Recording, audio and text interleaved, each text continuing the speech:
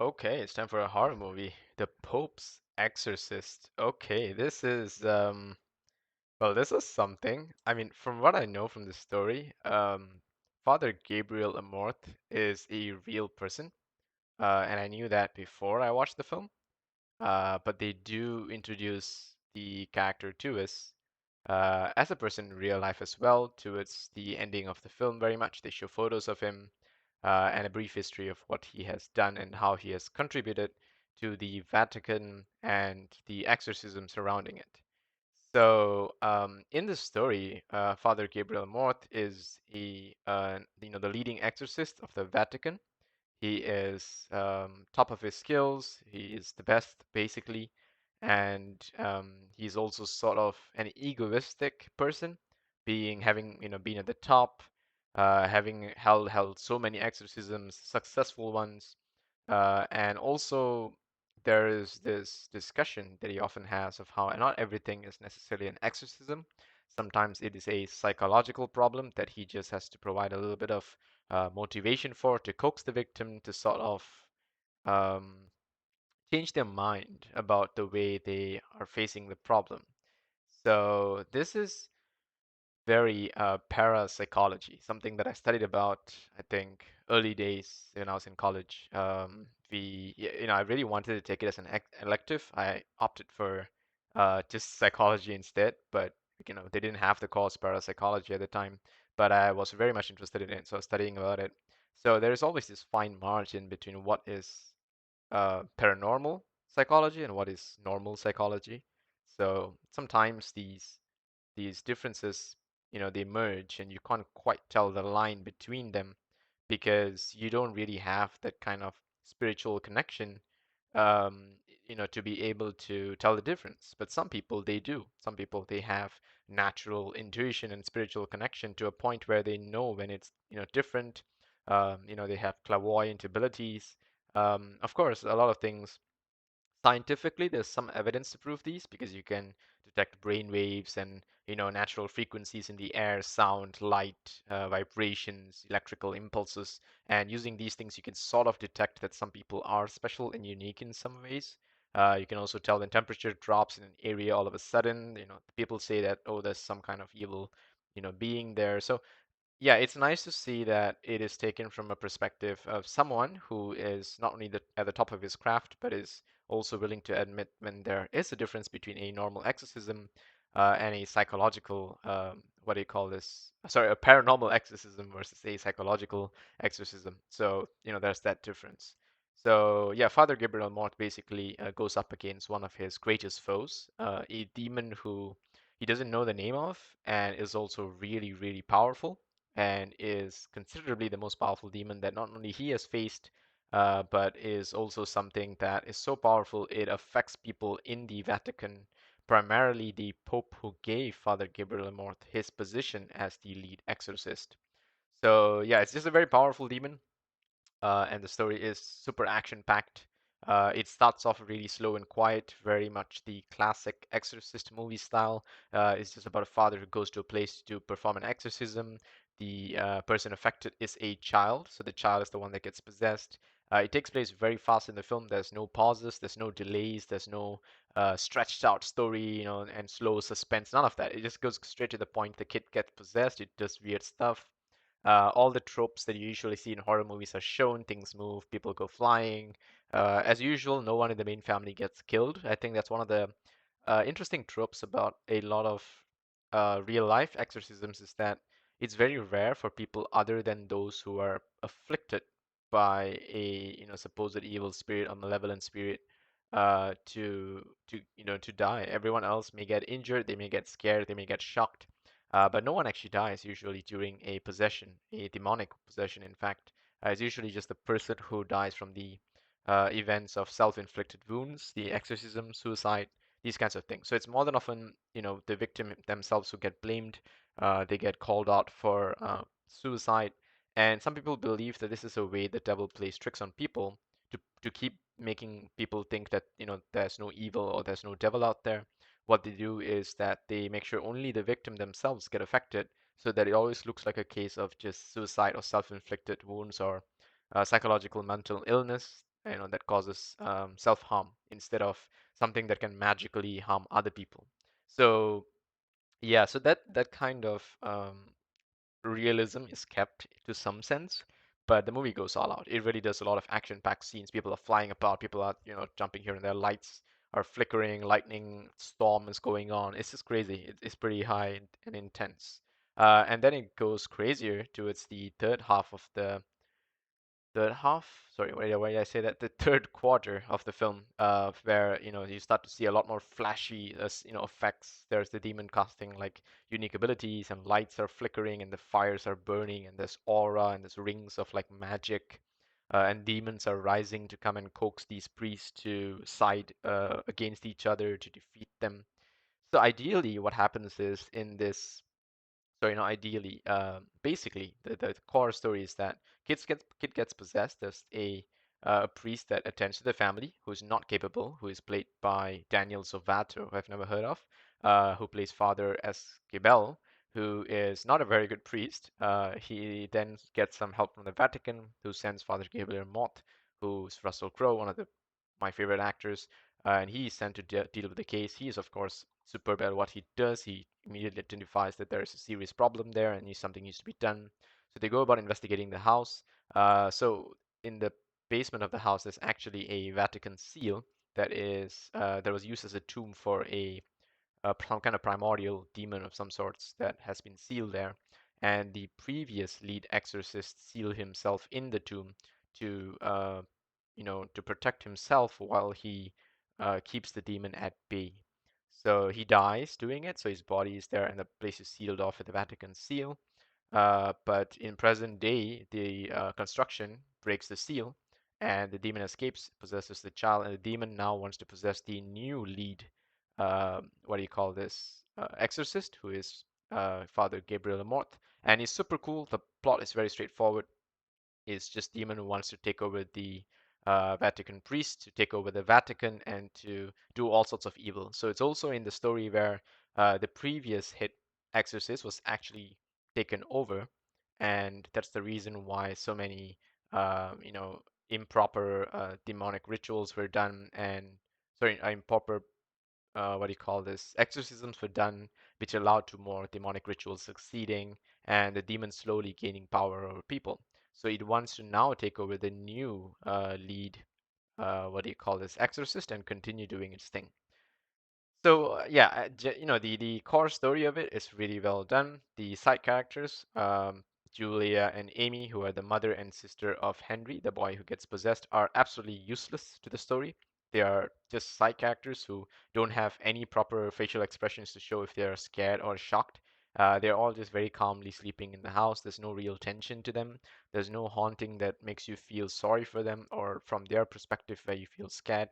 There's the usual when someone is sleeping, the thing creeps up on you and pulls off your bedsheet or covers you or tries to reach out and grab you. Is that's the usual jump scares there, but it's just not very well done. There's no build up to it. It's not intense because more than often we see things from the perspective of Father Gabriel Mort, from behind whom we feel quite safe because we know that we are looking from the perspective of the expert, and there's little to few things that can actually harm him, whereas the perspective of the other normal characters are rarely shown. So the story is just not very scary. There are scenes, however, that are quite intense where they show the demon actually possessing the rest of the family, taking more control over Henry and Henry's gradual transformation from a normal human being to look more and more demon-like. That one's pretty well done. I think the makeup and the intensity of makeup is pretty well put. But yeah, generally the story is very safe. There's no real fear, no real tension. It's not a very scary story considering all the evil things that are going on. It's more of an action story, more of a thriller, and yeah, it's definitely goes along those lines.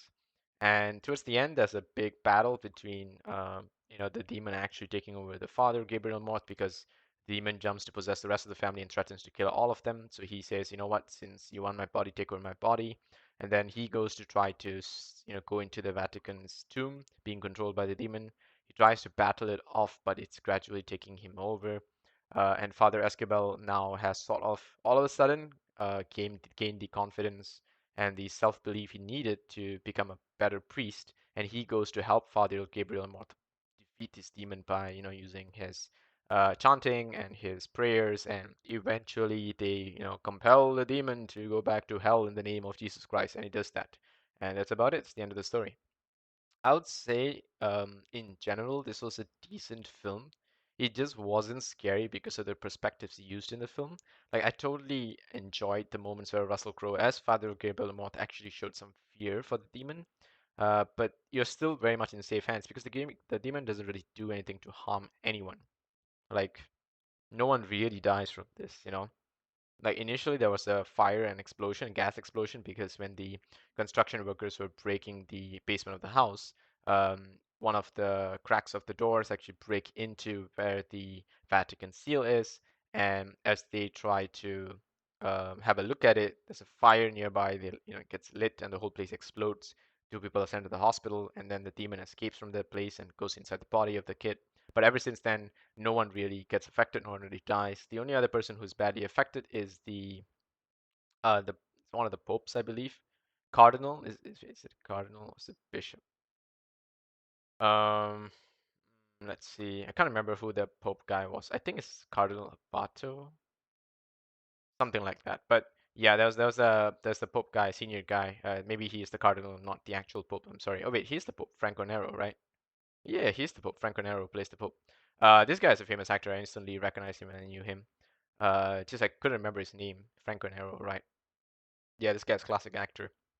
But he's the other guy who gets sent to the hospital because the demon sort of gives him a heart attack. But he survives. He's fine. Everyone survives in the end. No one dies. It's just a normal, kind of basic story. I would say there are intense scenes, as I said, but it's so hot sci-fi and so um, you know, like animated and that sort of action packed that you don't really feel the stress or the tension or fear watching it. I would say it's a pretty insane take compared to the recent horror films that people enjoyed, namely the Conjuring series and also compared to the original Exorcist. So this was a mixture of both, I would say. It had some very Exorcist moments, very similar to the original Exorcist film. As you can see, the kid's makeup itself is also quite similar, face full of scratches, untidy hair, oily, tight-looking skin, yellowish, greenish, teeth being off, eyes having its own intense colors. Yeah, it felt very much like it was, sort of paying homage to the original Exorcist, while having sort of the action of more recent horror movies. Yeah, but the other guy who was with Russell Crowe didn't really play good enough of a role. I would say that it's difficult to shine beside an actor such as Russell Crowe, but you would expect someone at least to be near, like at least half of his level, and Daniel Salvato didn't do it. I would say they could have pulled up someone, like there's so many actors I know who's just decently better. They could have pulled up like a young priest, a younger guy who's actually um a bit better of an actor, I would say, generally. They could have done so many things that they just decided not to. And yeah, that's basically it. Also, the mother and sister should have been changed. They played no role whatsoever. They were quite useless in the story. I would say the kid Henry who was possessed did his role perfectly. The dialogues he delivered, the words, he was told to say, I suppose, or dubbed to say because his voice is obviously um, dubbed over with the demon's voice, right? So yeah, he was decent, but it's basically these two guys carrying the story. It's a two-person show, if you ask me. Everyone else is quite irrelevant. But that's about it. That's the film. I would say I rate this maybe a 3 out of 10. It wasn't that good of a movie, and it's not something that I would ever want to rewatch just because it's not that good. I don't mind saying that, hey, if you haven't watched it, you probably should, because so far in 2023, it might be one of the better horror movies. There's not many out there that is actually good, so this is okay. But it definitely still loses out to the every single one of the Conjuring films, which are still setting a very, very high bar for things to pass. I think Smile was definitely a better movie this year compared to this. Smile was creepier, it was more sinister, it had the intensity of you looking at things from the perspective of someone who can be harmed, and people do die in that. So you feel that's a lot more stressing and a lot more scary compared to this, where everyone's just safe and you're in the safe hands of Russell Crowe throughout this. But yeah, mistakes were made, I think, in the film, and there was too strong of an actor in the leading role compared to everyone else who just couldn't keep up. Yeah, and that was pretty much it. I would say I don't mind these kinds of, broadly taken autobiographies, but it really ruins the fact that Father Gabriel Amorth is an actual person, and this is too far-fetched of a sci-fi film for anyone to believe that this was based off that character. Even if it's like a far-fetched or stretched out story, it's just too much.